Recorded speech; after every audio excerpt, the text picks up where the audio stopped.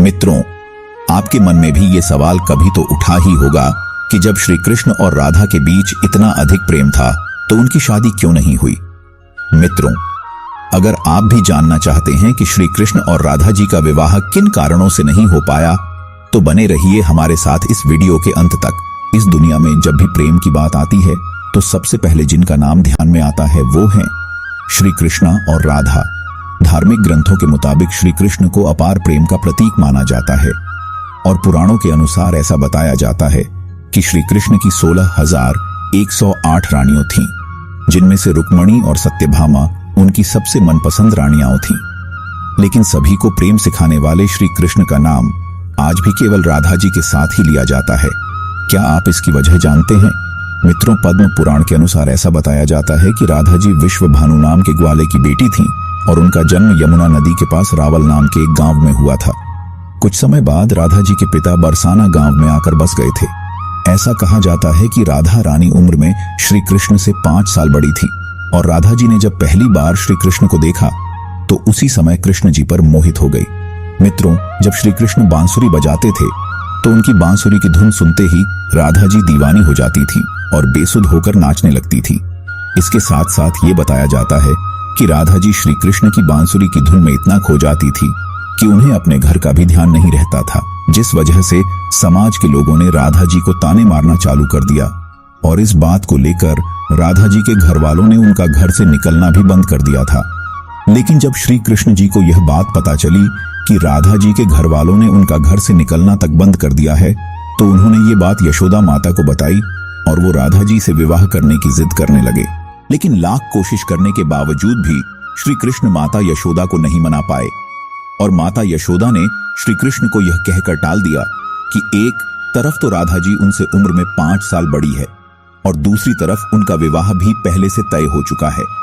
यशोदा माता ने जब यह बात नंद महाराज को बताई तो उन्होंने भी श्री कृष्ण को बहुत समझाया और राधा जी से विवाह न करने की सलाह दी।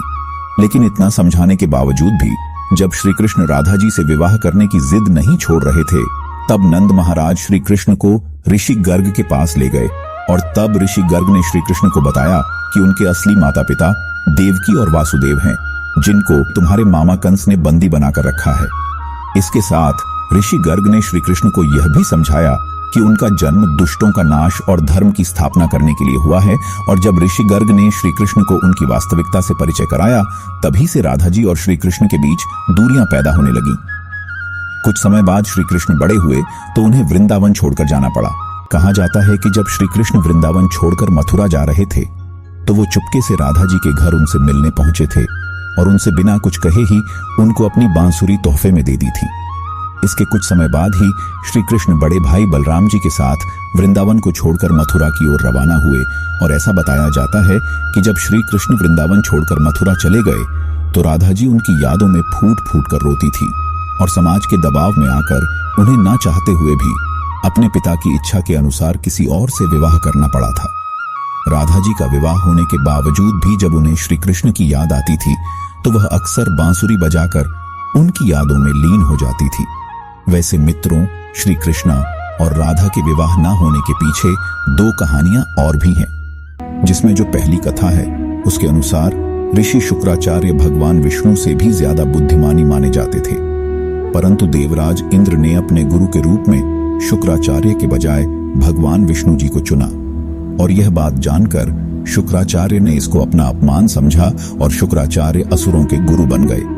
असुरों के गुरु बनते ही शुक्राचार्य ने देवराज से अपने अपमान का बदला लेने की ठानी, लेकिन उनके सामने यह समस्या खड़ी थी कि देवताओं ने अमृत पान करा हुआ था जिसकी वजह से वे अमर थे, लेकिन असुरों ने अमृत पान नहीं किया था जिसकी वजह से वे कभी भी देवताओं को हरा नहीं पाते थे।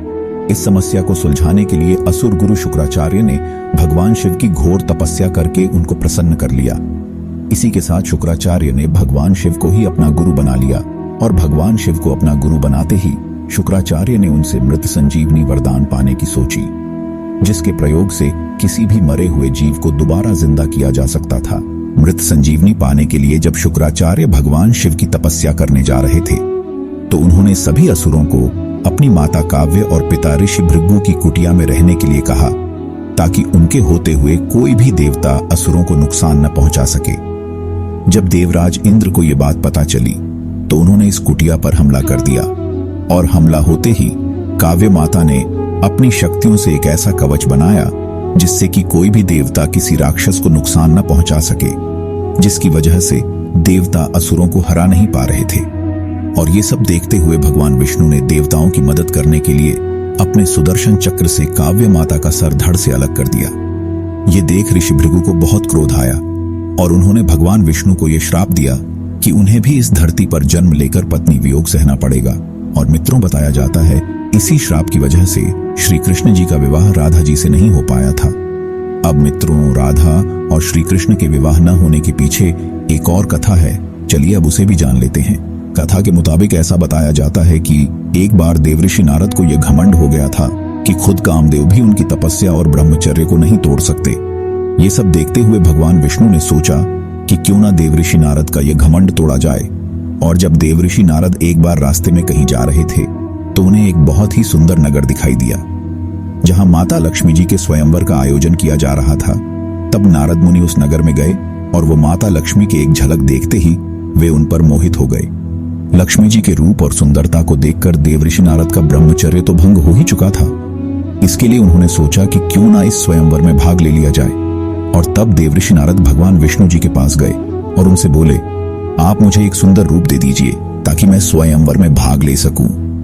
तो भगवान विष्णु जी ने उनको एक वानर रूप दे दिया। जब लक्ष्मी जी स्वयंवर में आई तो देवऋषि नारद के वानर वाले रूप को देखकर उन्हें बहुत गुस्सा आया और इसी के साथ देवऋषि नारद का स्वयंवर में खूब मजाक भी उड़ाया गया।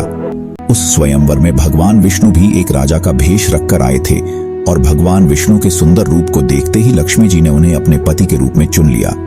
और यह सब देखकर वहां बैठे सभी लोग नारद जी का और भी ज्यादा मजाक बनाने लगे और उन्हें बोला कि एक बार जाओ, पहले अपना चेहरा आईने में देखकर आओ। जब देवऋषि नारद ने शीशे में जाकर अपना रूप देखा तो उन्हें अपना वानर वाला रूप देखकर बहुत गुस्सा आया और देवऋषि नारद भगवान विष्णु को भला बुरा कहने लगे और उन्हें श्राप दिया कि जिस तरह से मैं स्त्री वियोग में तड़प रहा हूं उसी तरह तुम्हें भी अपने हर जन्म में स्त्री वियोग सहना पड़ेगा।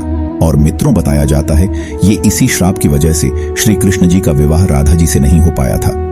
तो मित्रों, आज की ये कथा आपको कैसी लगी कमेंट करके जरूर बताना।